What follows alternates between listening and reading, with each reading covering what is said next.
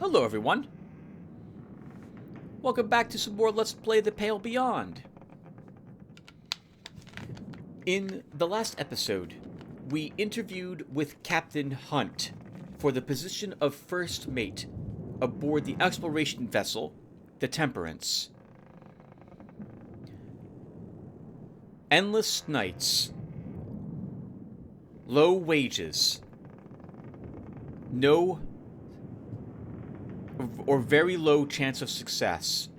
But if we are successful in the task put to us, there will be glory as a reward. I'm assuming that means fame and fortune for what we would have accomplished. And what we are trying to accomplish is locating the Viscount, the Temperance's sister ship, which is presumably lost at sea, someplace out in the Arctic Ocean of the whatever world we are finding ourselves on.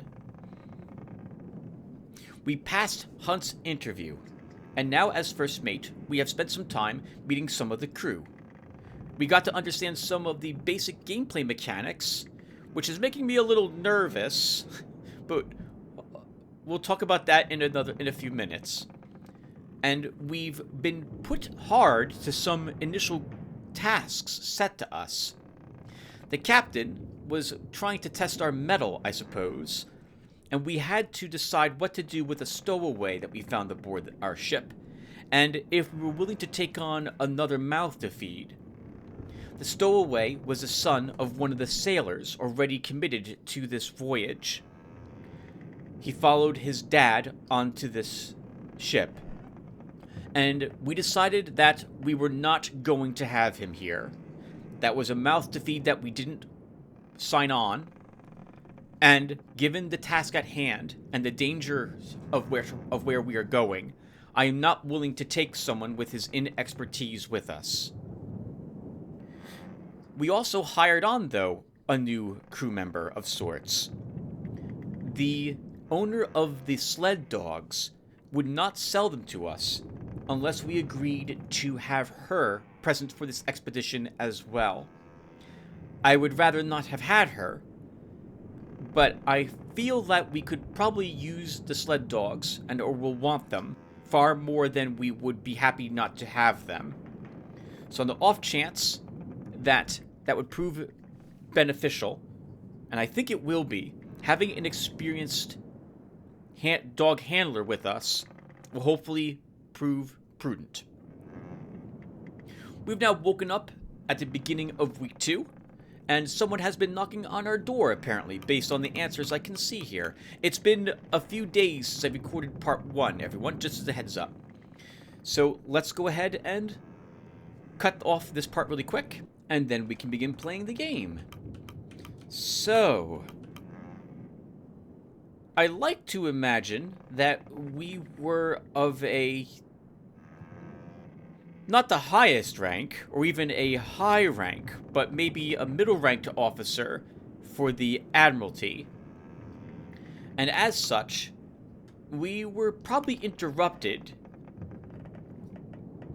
during our day-to-day work, or maybe not even interrupted, but we would get notifications about perhaps where troops were moving to or where ships were going to, and as such, someone knocking at our door to tell us some information or give us some sort of notification is something we would be used to, and instinctively we'll tell whoever this is to come on in. We're up.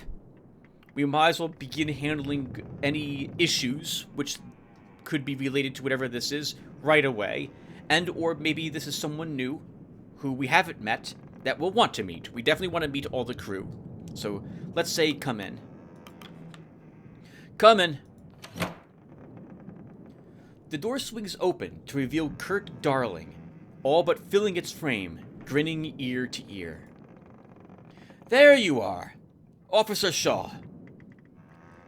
The ship's navigator is a difficult man to miss. Stature and reputation precede him. Adorned with a slew of apparatus, the seemingly one-man expedition would be known to anyone following the heyday of exploration. And the merchandising that followed. In other words, he's famous.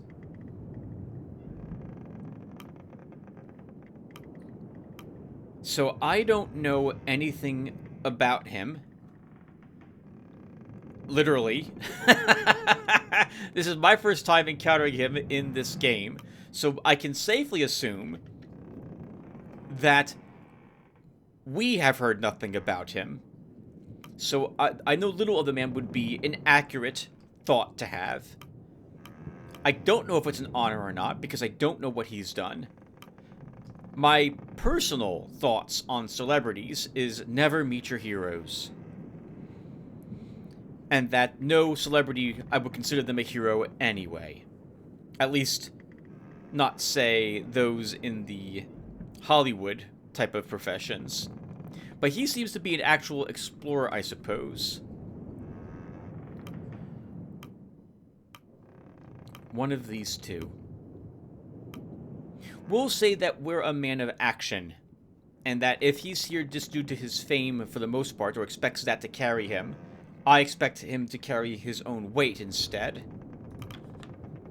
I have no time for celebrities. He'll need to pull his, admittedly impressive, weight the same as the next man. Good, that's what I was hoping we would think. Hiding away from the rest of us, are you? I want to know why he's here disturbing us.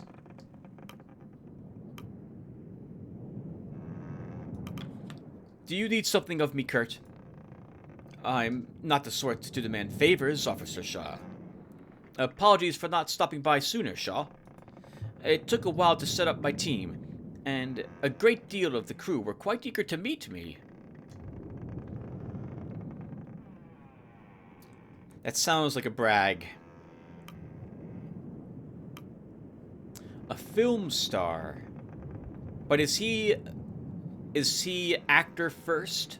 No, that's not the impression I got based on what we read. I get the feeling he's a decent and or good navigator, or was at some point, and films about him helped propel him into the limelight even more. He seems like a very charismatic looking figure as well. Like, he'd be a hard one to not recognize, and he probably likes the attention is my guess, based on the exclamation marks I see him using when talking with me.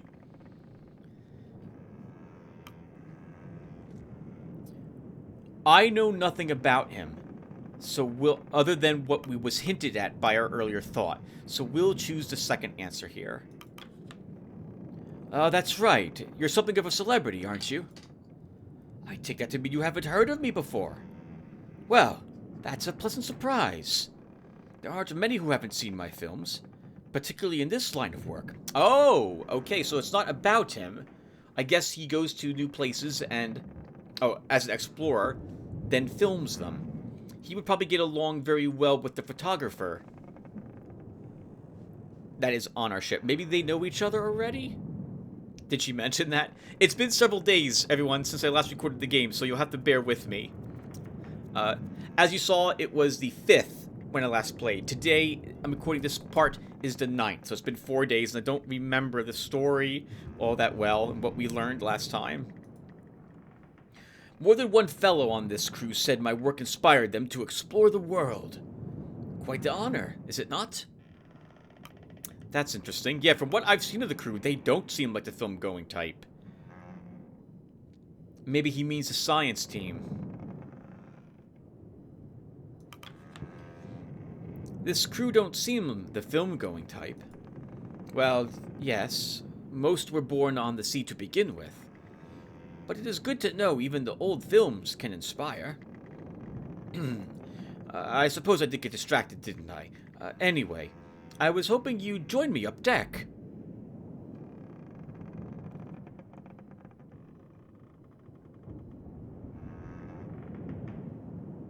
It's very early in the morning.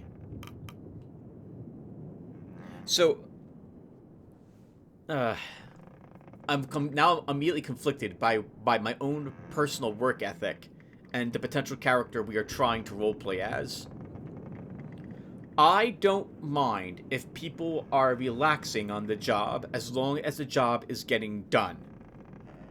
And getting done well. if we've... Have we... Okay, we're up to 28 crew as well. So I'm assuming that we've now taken on the scouting team. Oh, that means we made port. So hopefully the stowaway is also gone. But why didn't we resupply fuel and food?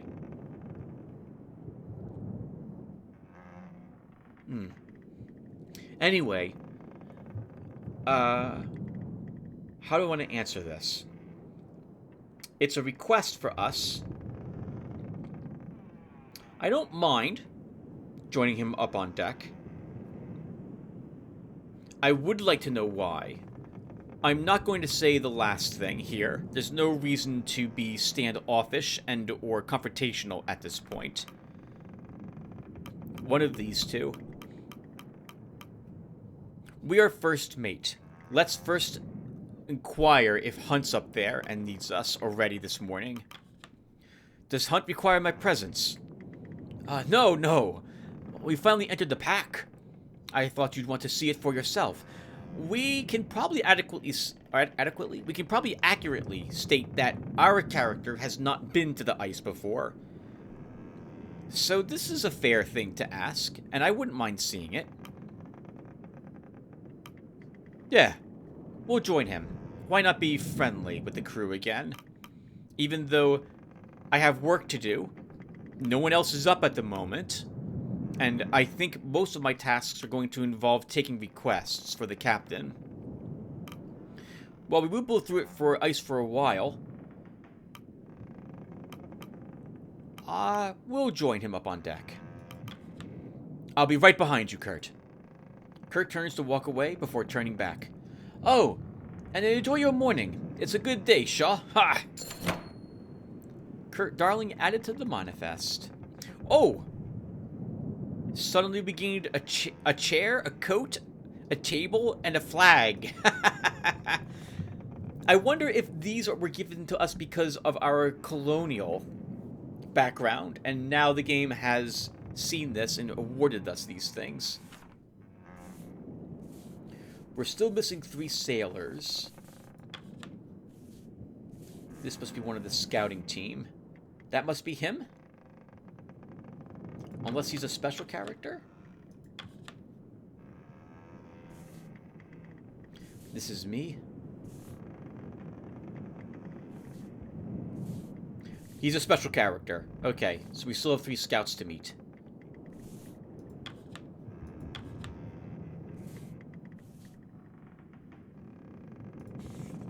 Alright, well, let's go ahead and head on out.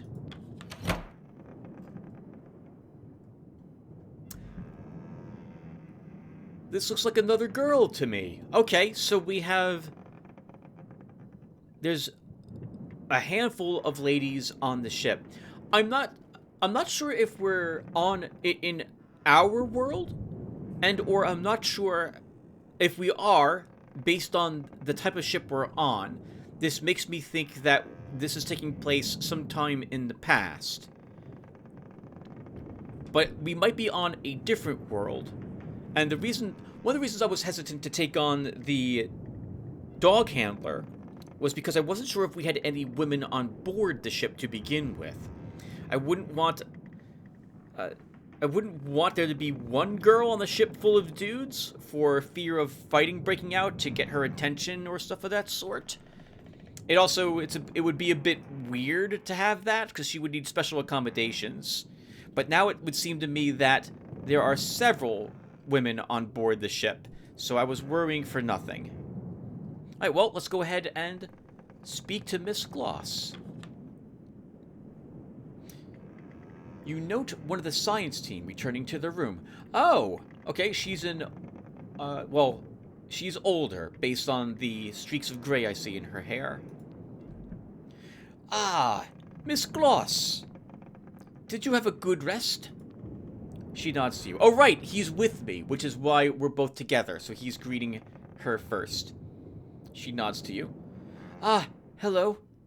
I did not expect May to be up this early. Harriet Glossley. Oh, her husband must be the other member of the science team. Well, one of the other members of the science team we met before. I believe I've met your husband. This would be if we met him here at last night. then he was the one looking for that one bottle of wine. Ah, yes. Dwight made mention of your encounter. He's still fast asleep. He's adjusted to the ship well. I believed a walk around the ship would help acclimate myself to the waves. Perhaps it will take some more time. With that, Miss Gloss makes her way back to her cabin.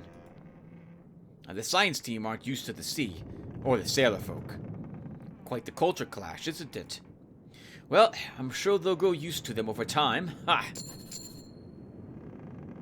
Okay, since we're following after him up deck, let's continue to go up deck.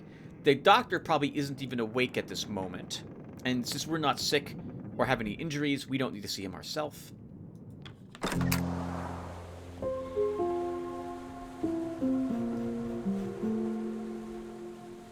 Oh, I like this very much.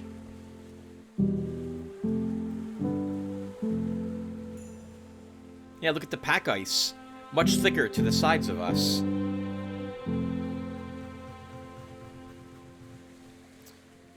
Well, the first thing I want to do is meet all the crew. So before we stand on deck here, let's take a look at the helm. It looks like there's someone else here we can talk to.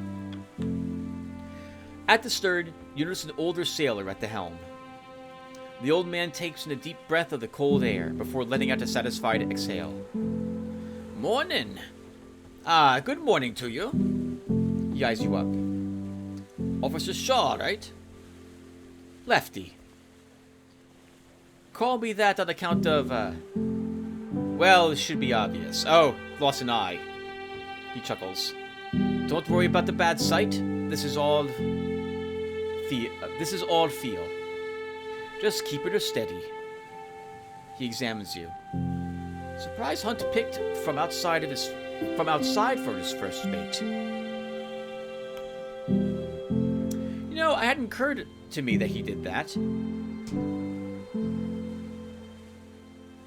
He does strike me as being the sentimental and insular type. I would like to satisfy any curiosity he has that we're up for the task. This, once again, it seems confrontational, with me suggesting that does he think he's up for the case?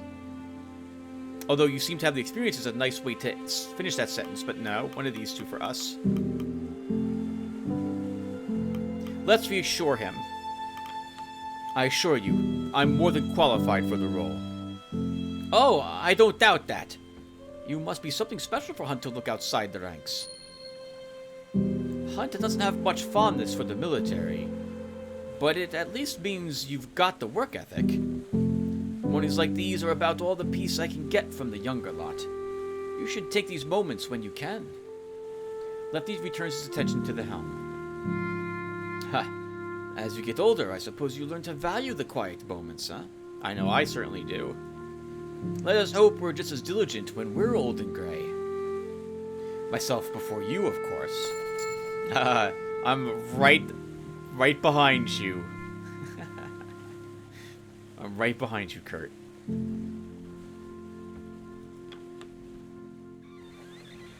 You join Kurt at the bow of the ship.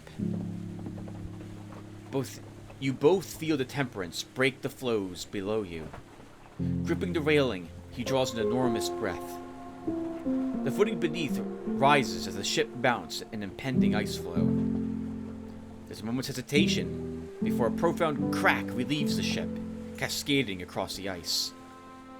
He exhales. See, nothing else like it. My first time experiencing it will agree with him too. You weren't wrong. It's something all right. Look at the ice. No two cracks are the same.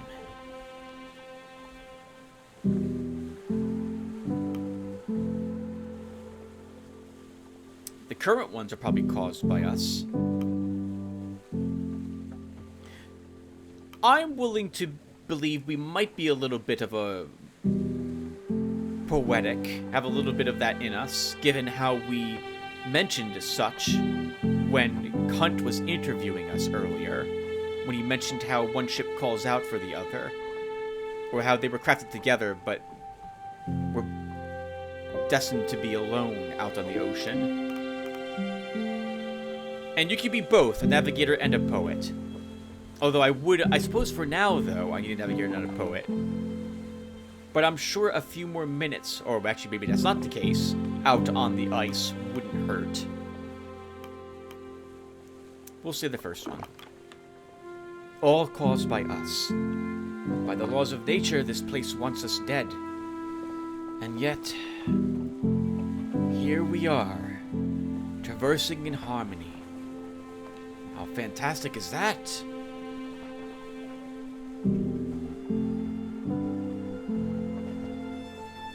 I'll inquire if he's been out here before. I'd assumed you'd seen everything. A younger me would have agreed with you. An interesting mix. Nostalgia and the never-ending new. Indeed.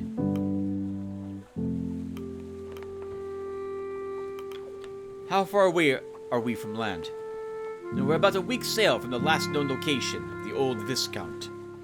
Assuming she isn't exactly where they left her, we can't take smooth sailing for granted. Same goes for this daylight. It won't remain this bright for so long once winter encroaches. Beautiful as the ice is, on this course it's going to get thicker. He looks out across the white. We won't be so confident when the leads dry up and we're stuck here till the next cycle. We need to change course. Avoid the pack.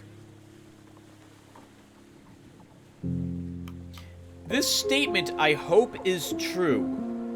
Because if I'm forced to spend 56 food to end this week, I'm going to probably be rather angry at how this game was designed.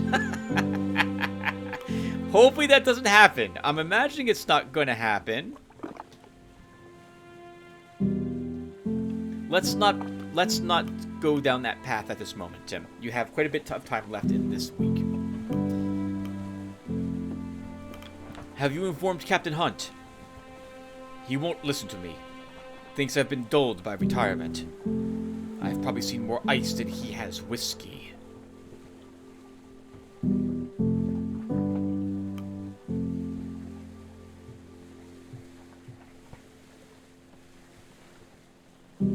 I'm willing to believe the captain might make a mistake in his older age. I'm willing to believe our navigator might do the same. But I myself am a no-risk person. But I also won't question the captain at this moment. That's enough, Kurt. I'll hear no more of this. We're only as good as the unhappiest man, Raven.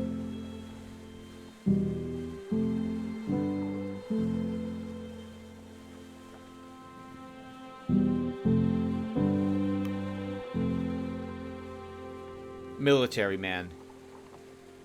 We're not on that friendly of terms yet, Kurt. That's First Mate Shaw. Yes, officer. You leave Kurt to ponder the ice further.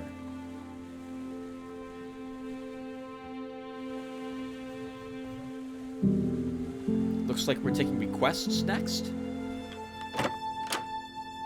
Okay, looks like we're doing that. Ah, Shaw.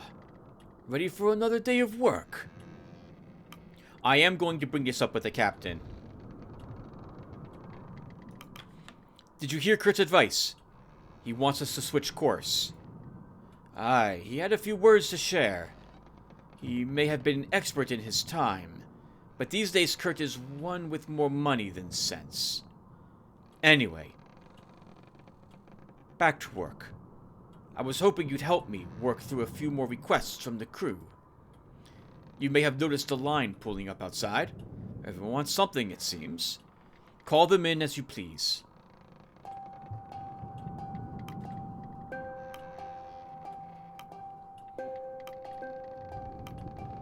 I suppose we started with Corvid last time. We'll start with him this time as well. Captain, word's gotten round about the stowaway we moved last week. It has? Alright. And their thoughts? They aren't one bit happy. Least of all his Da.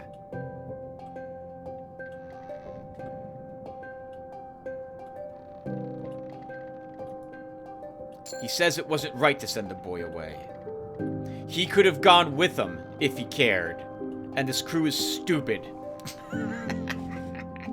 We're going on a very dangerous expedition where food and fuel we're going to be probably struggling to keep high, and morale's going to drop very quickly.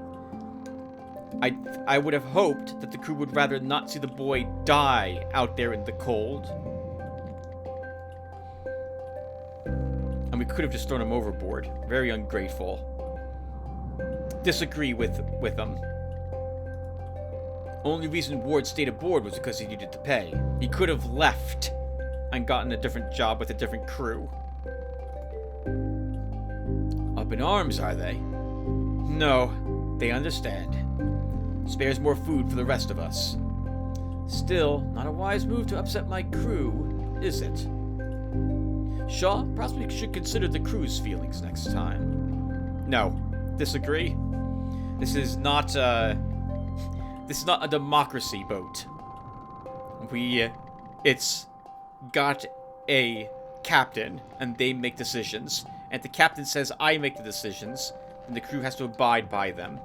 Though, of course, the crew could mutiny. They don't have to obey every single order, I suppose, I make, or something like that.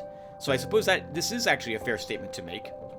And I did consider the crew's feelings in some way, because I did give the father the option to leave. I still think that the crew's not considering what could happen in the future.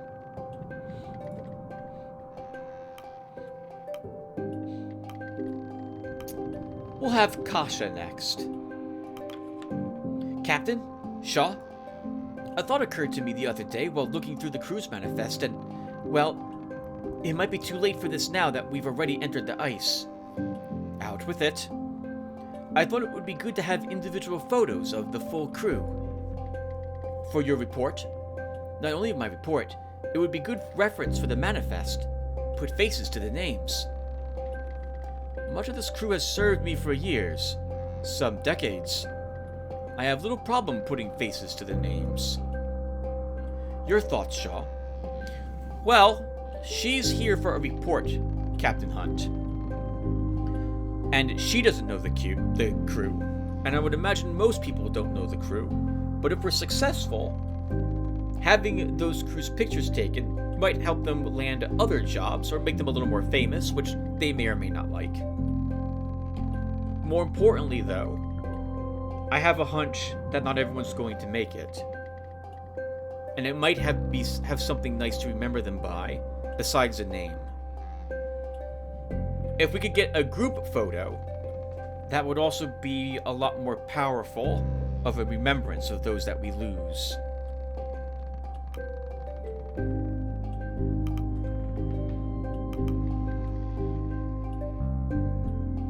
Our military man, however, probably doesn't care either way, and he's lost people under his command. We did say, though, that we remembered every single face ourselves. It seems a good idea. If nothing else, it would make for a good souvenir. Sentimental of this expedition, are you? Some proper photographs will have some historical weight to it. Well, Belford, I see no problem there. I'll arrange for the pictures to be taken before the crew has their dinner. Thank you, Captain. Shaw. In the meantime, I'll attempt to get as many individual crew photos as I can. You're still welcome to help on that matter, Officer Shaw. She departs, satisfied. A short, sour-faced man in engineered clothing approaches. Are you acting daft, Hunt? Not with intention. Not by surprise you didn't notice. Shaw, this is our chief engineer, Clive Hammond. An opinionated one. What is it, Hammond? We hit the ice and you haven't assigned any extra men down on the boiler. You have your engineering team, and we've only got 6 arms between us. Oh, if there's just 3 engineers is what that tells me. I need more manpower maintaining this. Sailors. Many of the crew have their own tasks they're busy with. I know I've already assigned Smurf on a matter. The captain turns to you. How many do you think is fair? 1? 3? More. Open the crew manifest to choose how many sailors you wish to assign. He wants at least, it sounds like, 1 more crew member.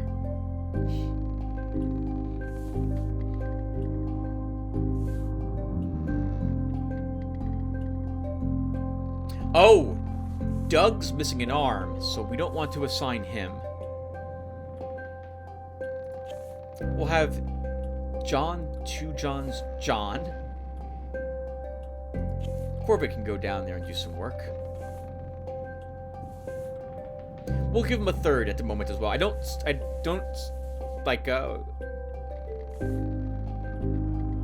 well, more crew we assigned to this, more crew you won't have for other potential tasks.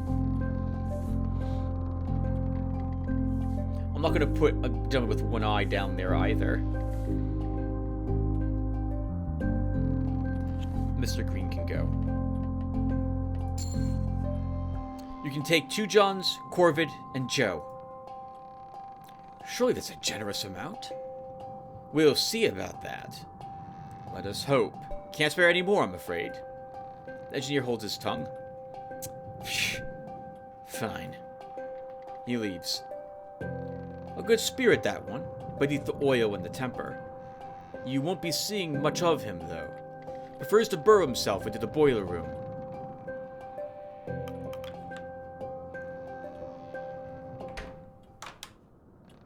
Good to have all that settled, then. Perhaps we shouldn't rule out old Kurt so easily. If the man thinks there could be an alternate path through the ice, he's free to search for it. Shaw, meet with him when you have time. Changing course or not, we'll want one of his scouts set up in the crow's nest. Take care of that, then you'll be done for the day. So, a whole week goes by between when we're playing the game and the next, well, obvious week. But it occurs to me that this is the important day at which what we do during this week will impact the story in some capacity.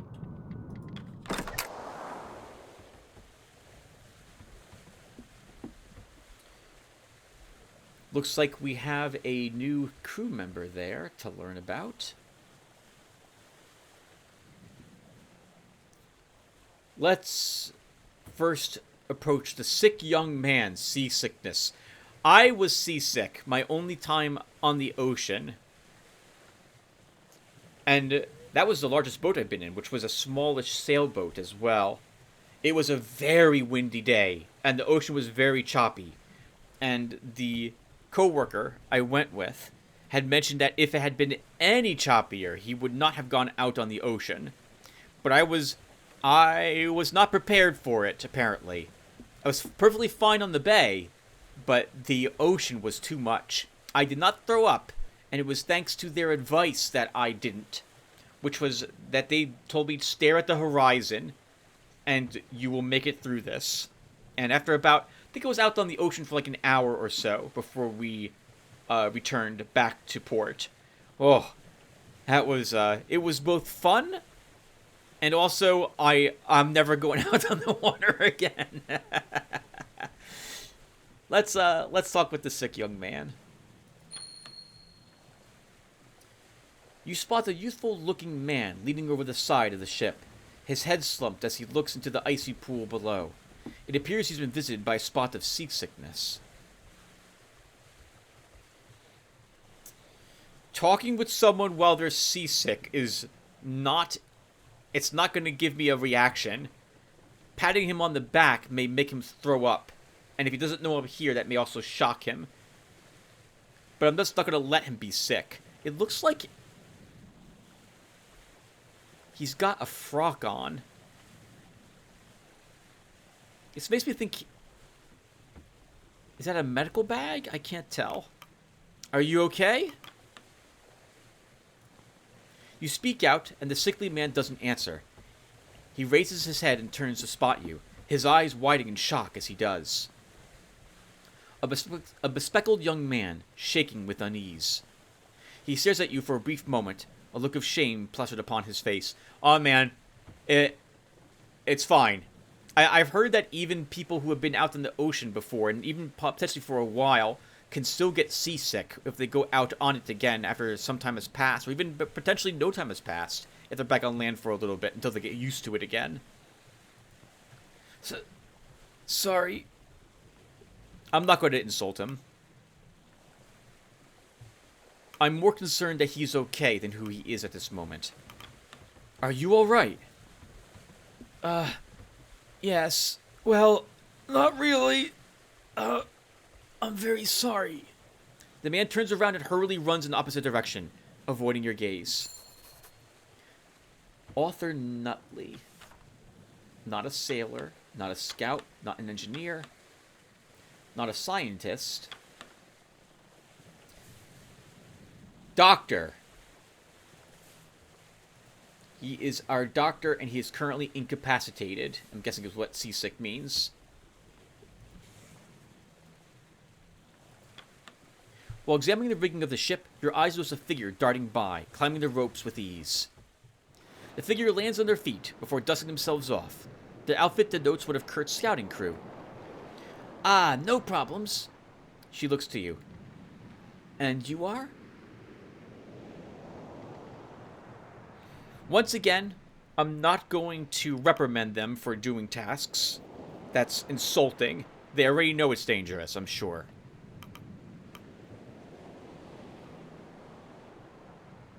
We're going to keep the chain of command going. I'm the first mate. You should address me as such. Sure. Flick, I'm one of Kurt's crew. Don't worry about my safety. I know what I'm doing. Trust me. Kurt doesn't just hire anyone. Well, he didn't hire me for no reason. Got the medals in gymnastics if you're worried about my credentials. Flick jumps up and returns to scaling the rigging of the ship. Soren Kipler added to the manifest.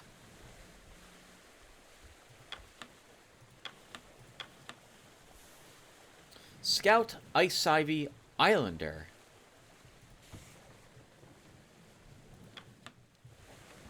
Send me up there. I'll get you a reading. The scientist eyes the man's cane and turns to you. I believe the navigator means you to send one of his scouts. Navigator clears his throat and taps his cane. Yes, of course. If you find one of mine, they'll get us a reading rightly.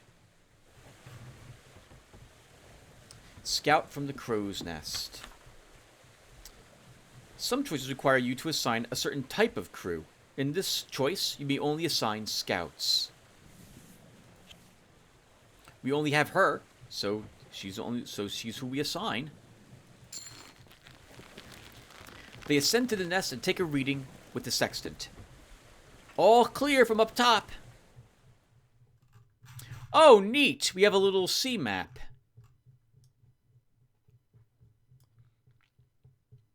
Orca Island. Here's where we must be. Viscount Island. It looks as if there is indeed, if assuming this is thick pack ice, we probably don't want to go this way. You want to steer around to the east or the north. But the more time we spend doing this, potentially the more the pack ice will thicken. We don't really see what day of the year it is. We only know it's week 2. The last port you made, where you picked up Kurt and the scouting team from. The last known location of the Viscount. Your destination.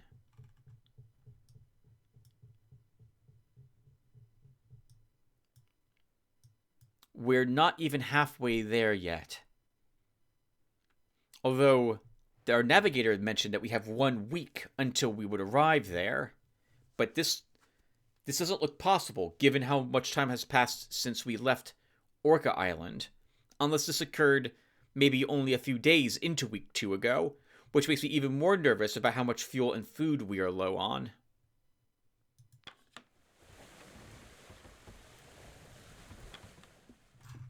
Okay, and all that does is let me go back here again.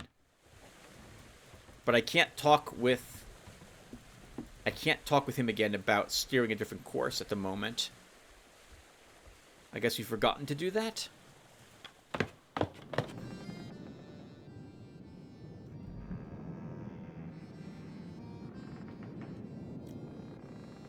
I will always take advantage of any listen or exclamation marks. You overhear two of the newly arrived scouting crew talking. Ah, Quinsley! Any trouble settling in? Not too bad. I can't wait for a chance to sleep, though. Proper navigator never rests until the work is done. Ah, of course, of course. I take it you had no issue settling in? Not at all. The crew are a funny lot. Oh, Kurt certainly caught their attention. Ha! Do you think any of them would mistake Kurt and myself? I think you'd collapse from joy if they did. Ha! Perhaps. Kurt is a much more imposing figure. Let's see. So, before we go to the mid-deck, anything new in our cabin? Oh, I should have read this apparently. Runt leaves the expedition at Orca Island, so that told us that, yes, we deposited him already. The ship made its last port at Orca Island. Cordal slaying dogs are picked up. The scouting... Okay, so I guess if I do... When I begin the episodes, I should read my notes for the previous week.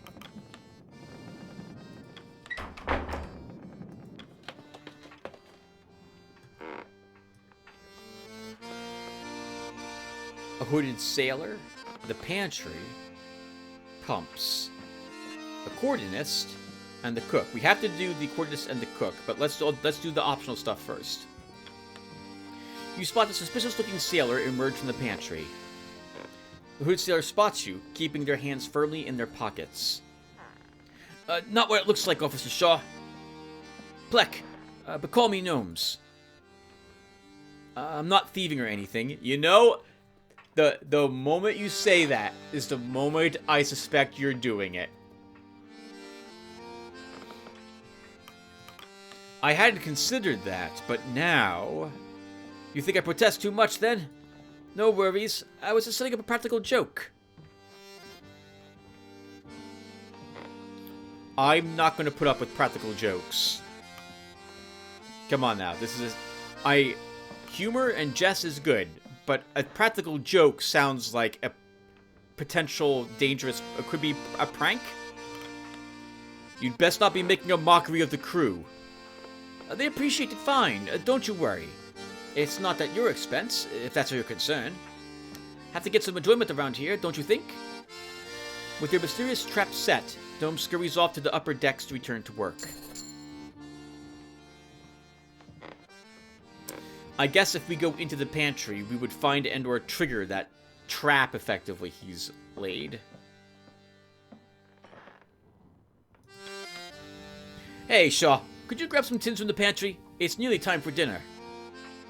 Oh, boy. I guess this means that we get the trap sprung on us. I'm going to have to reprimand the crew if that occurs. I'm expecting this to be like a barrel full of, like, fish guts in it that falls on someone when they open up the pantry. And he might be in on it. Before we go here, let's speak with the accordionist. He spots you and ceases in his playing. Need something? This is the cook's brother.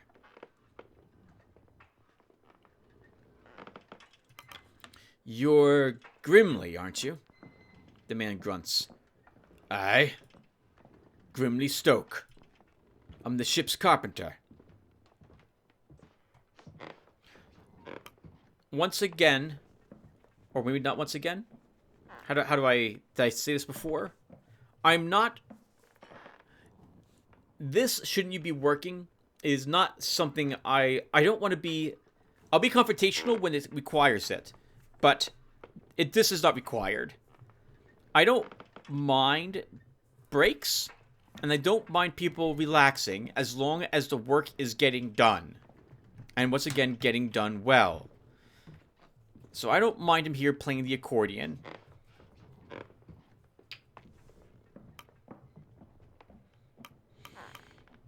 I don't really have an interest in it myself.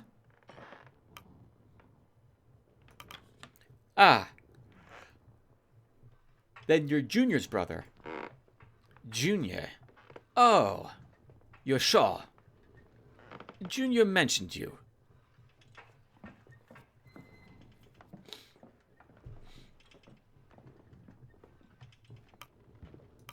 I was just speaking to him, too.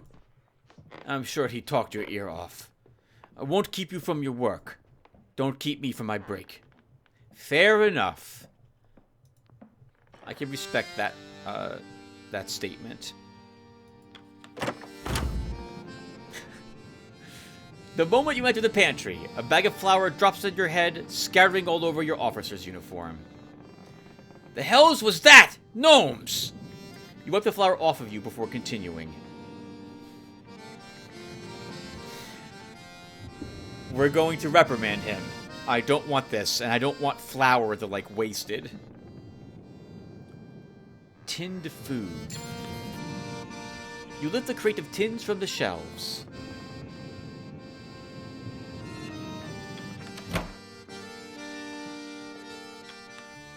Got anything for the hoosh?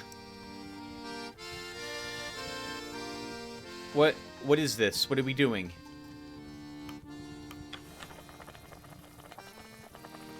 Resource items would be spent here for instant effects, increasing food or changing the status of people.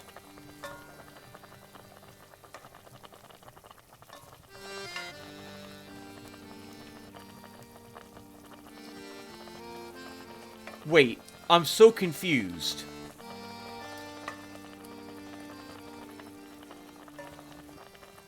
I thought this represented all the food we have. This is not all the food we have?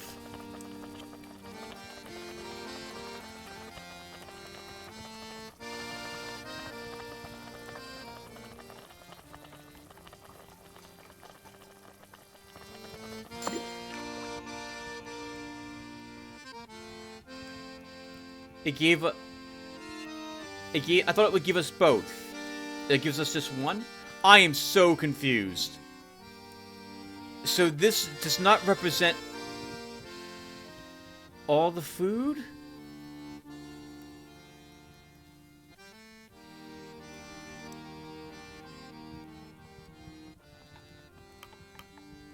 Oh, I don't like this.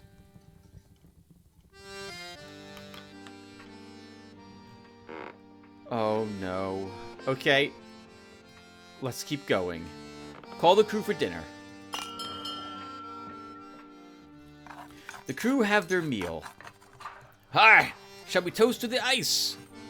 Aye! The days get longer, but dinner is fixed. It will see us through the long days and the darkest nights. The crew return to their posts. The hammocks are unfurled in preparation for the evening. You can't help but notice that it's still bright light outside. That's a hint that we haven't been down here before, and or weren't expecting the poles to be, or we knew they'd be different, but now we are finally beginning to appreciate it. You notice two sailors passing by from the dinner table. An inebriated sailor on wobbling legs, leaning on the shoulder of another. Ah, good times, good times. Need to learn to handle your drink, Tucker. Ah, but I'm fine. My mates can carry me, yeah, Cavity? They can also drop you. Have two Johns carry you next time. Are you asleep? Shit. More sailors? That is all the sailors. We're still missing... Oh! That must be Runt, I'm guessing, is who fills that position, who we did not take on this adventure.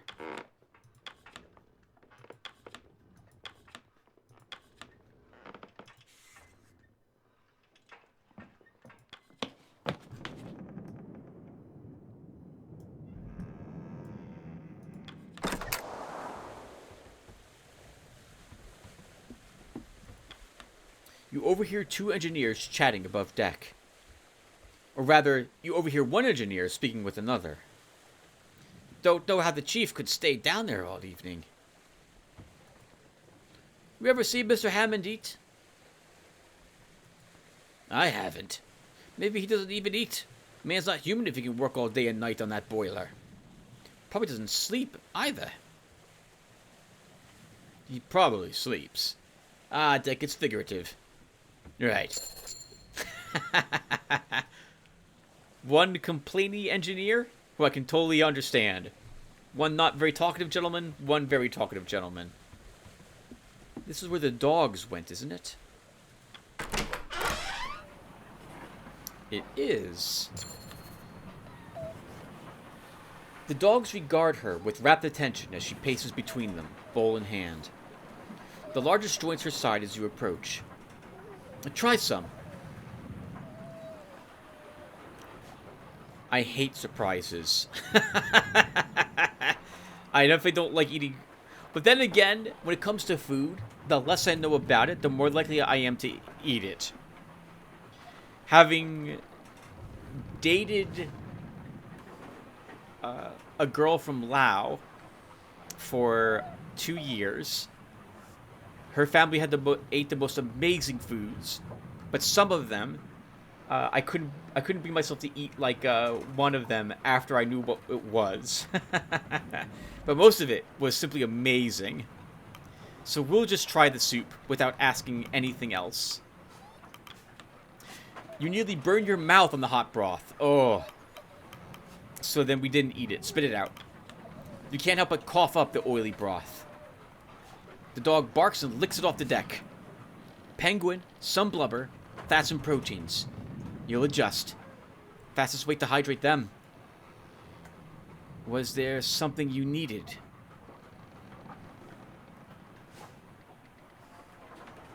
This seems rather cold and standoffish, which I don't mind doing. But I am curious about the dogs. We know why she's here. She's here to watch the dogs and make sure they survive. She cares about them. That also might mean she might know where they're from. Where did they come from? It's hard to tell the exact breeds at this point. They belong here more than we do. Unlike us, they need the ice. It cools them through their paws as they run. They'd overheat otherwise. Who's that beside you? This is Stanberry.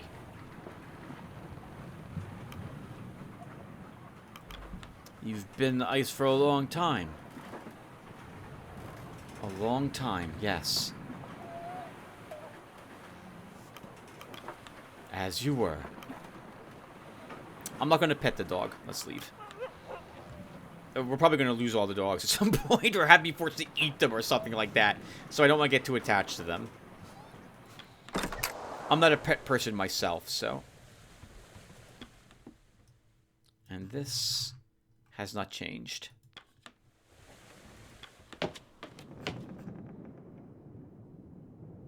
A door. No response. I guess we're done?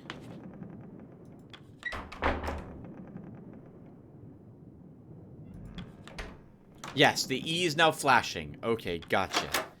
Alright. This is the part of the game where I'm thinking I'm going to hate it immediately, or not immediately, I'm going to be so disappointed if this game docks me 56 food and fuel, and I'm forced to say, cut rations immediately.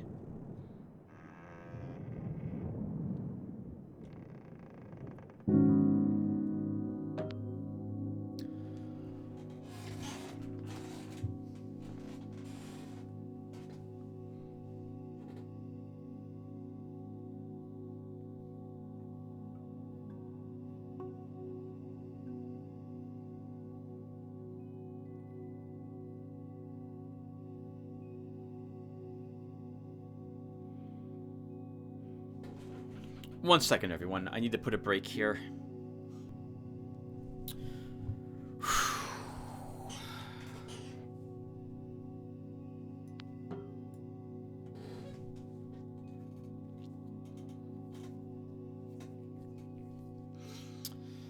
Okay, everyone.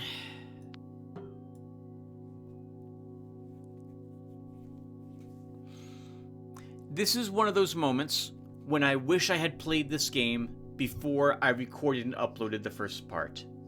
Because I don't like this. I was under the impression, from what the captain had said when we had launched, that we had enough fuel to get us there and back. And I was assuming at full normal fuel supply and normal food rations. But apparently, we have to immediately start starving to death. Or rather, immediately begin cutting rations. I guess not rations, but we have to cut the fuel. But I'm going to run into the same issue next week with food.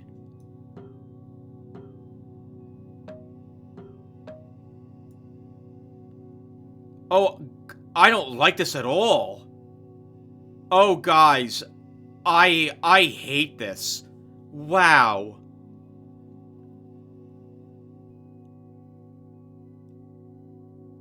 Oh, this is such a shame. Oh, I hate this so much.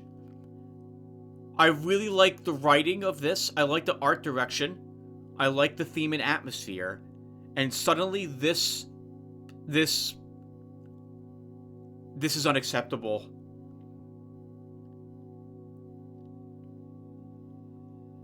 We either have the most incompetent crew, captain, and quartermaster ever, that we didn't apparently pack enough supplies to get us there. Get us there, period, apparently, without cutting to half. And we don't have enough fuel to get us there at all. Next week, we're out of fuel. We're stranded. This is dumb. This is dumb. Oh, I don't like the game. I don't like this. Oh, so...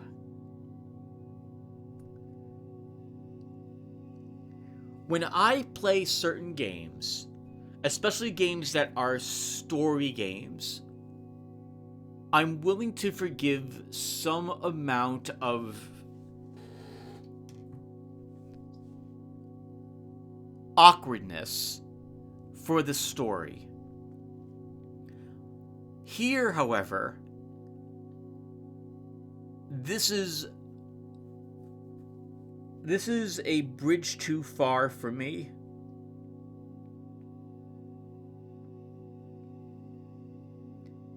I can't separate how we're already starving. We're already very dangerously low on fuel, and we're going to be very dangerously low on food very soon.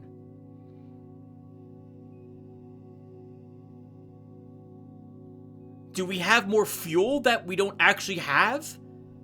Like, do we have like bags of coal or cans of gasoline or whatever the ship uses, wood somewhere around that we're going to have to somehow mysteriously take out of some sort of room?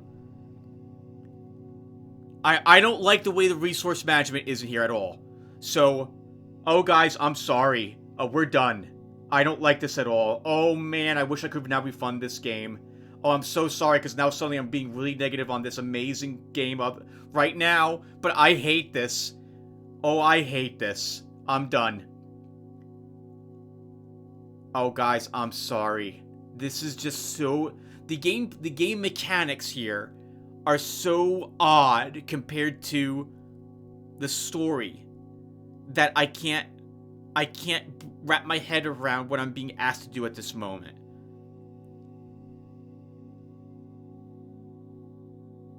Yeah, I'm sorry. This is done. I'm gonna wrap up this series right here. I'm sorry for wasting your time. We're done. We're done. We'll hit confirm ration. We'll see the beginning of the next week, and I hate giving up on a game so early. But this brings back the fact that I should beat every game I play before I record it. Oh. Because I really don't like this.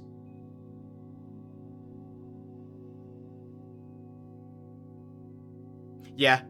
I'm sorry, everyone. Maybe if I can find a cheat for this, so let me make a few things clear. I don't mind. So my expectation of this was that some catastrophic event is going to occur, and we're going to be hard put to it, and we have to manage these resources. But we have to suddenly manage these resources, and everything's perfectly fine. We're already out of fuel. We're already out of food. I don't understand. Like, we're not out of food, but I can tell that we're going to be out of food. If I was to leave it at normal rations, we're out of food the next time we need food. Like, what am I supposed to do? Like, I go to the captain and say, hey, you turn this ship around right now, because we don't have enough food to go another day in this direction. We forgot to resupply, apparently. Please take us back to port. I'm going to have to do that much separation of the gameplay from the game mechanics just makes me think now that this is going to get worse as we go on.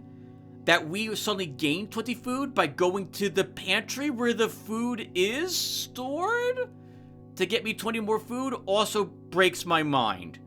I can't do it. I can't do it. I'm sorry, guys. This is not a game for me. I apologize for wasting your time. I hope these two videos were interesting for you. And if you like this game, I mean, I can't really say one way or another if it's worth your time or not. But I hope you like this very short series. But I'm going to end it right here. And thank you guys for watching. I cannot stress enough. I really can't stress enough how much I hate this. I absolutely hate this. So I'm done. So let's see what happens at the beginning of the next week.